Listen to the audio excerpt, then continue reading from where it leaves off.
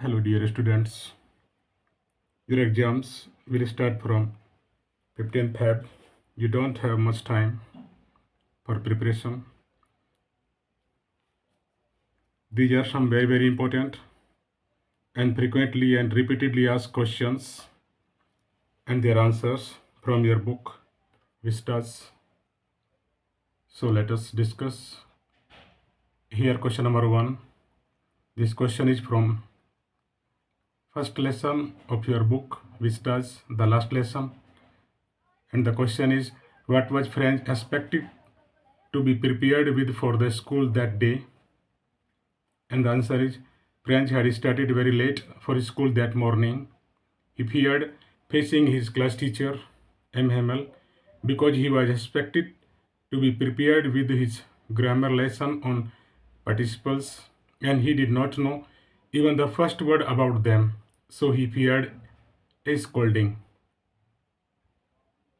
Question number 2. What a thunderclap these words were to me.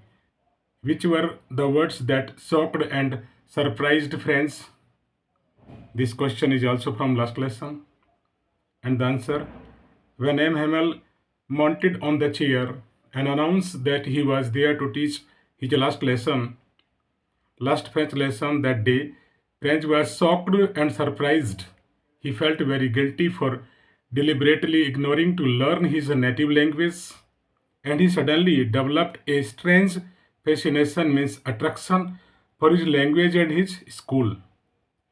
Third question, what does the writer mean when she says Sahib is no longer his own master?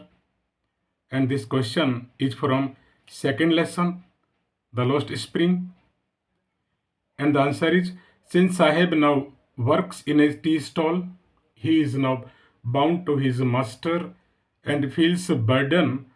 The steel canister he carries is very heavy as compared to his light plastic bag. The bag was his own, and the canister he belongs to his master, whose orders he now has to follow. So he is no longer his own master. Question number 4 from the same lesson, the lost spring. Do you think Sahib was happy to work at the tea stall? Give your answer with reasons. And the answer is, since Sahib now works in a tea stall, he is now bound to his master and feels burdened.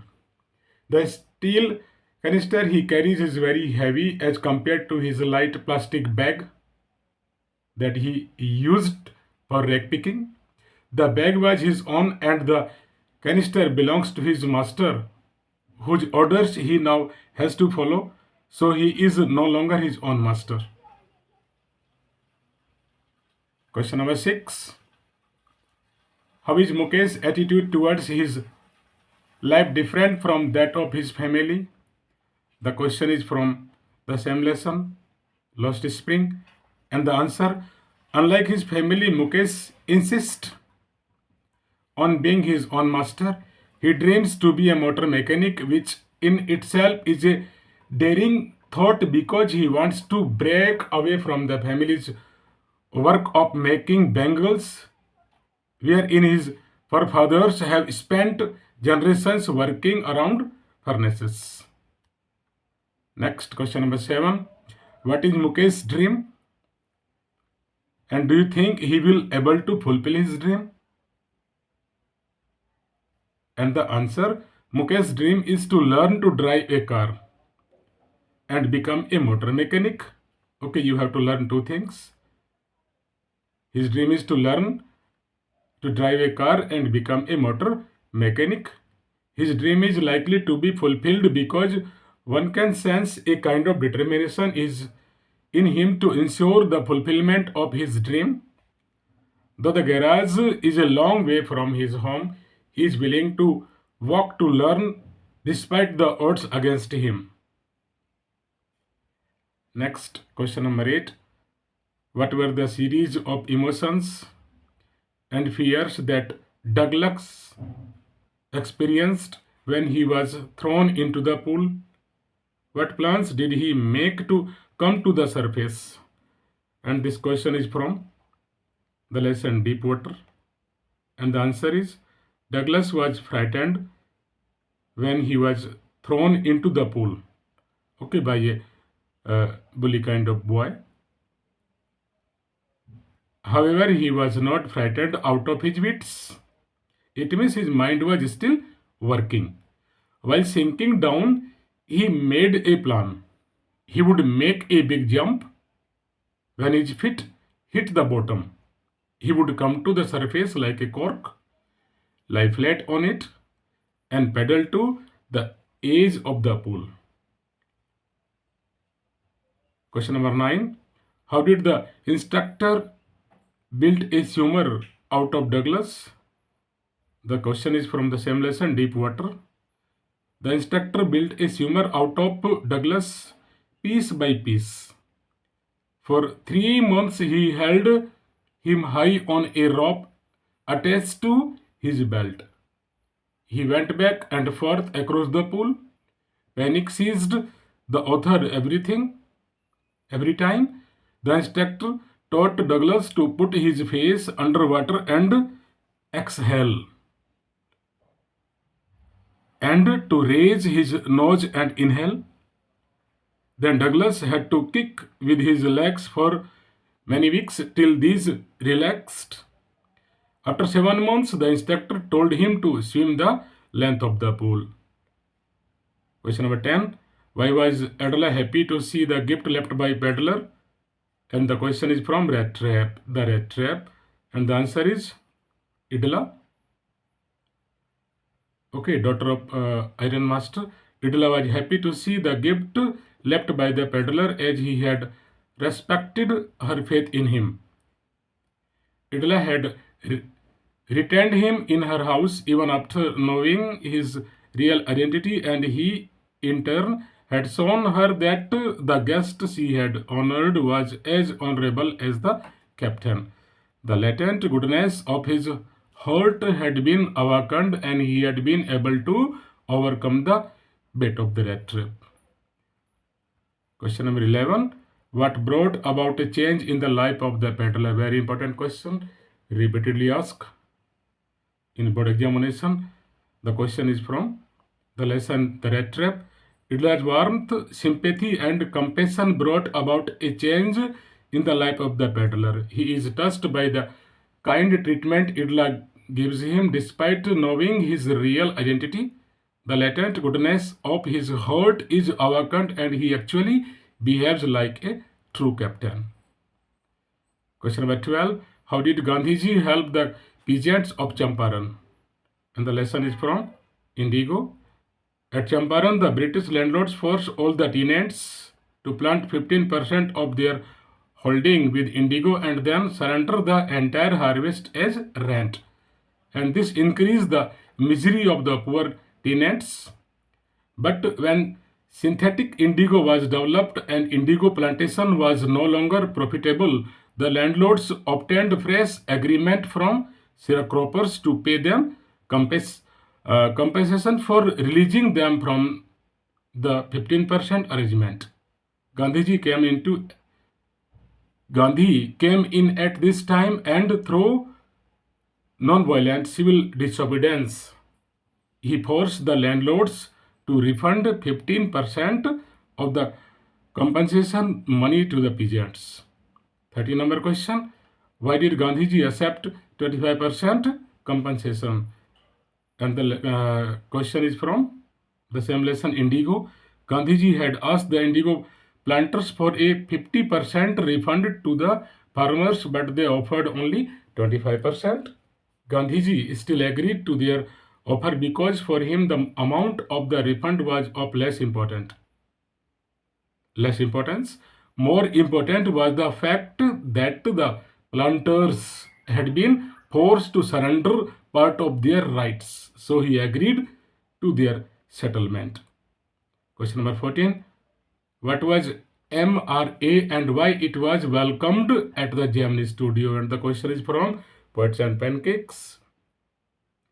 The MRA means the Moral Rearmament Army, was a kind of counter movement to international communism.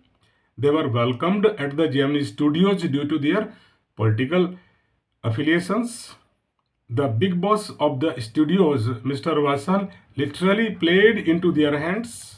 Also, people at the Gemini studios were averse to communism, so the moral rearmament army could not have found a better host in India than the Gemini studios, who welcomed them warmly. Question number 15. Why was Cebu considered number 2 at Gemini studio? This is why. Very, very important question.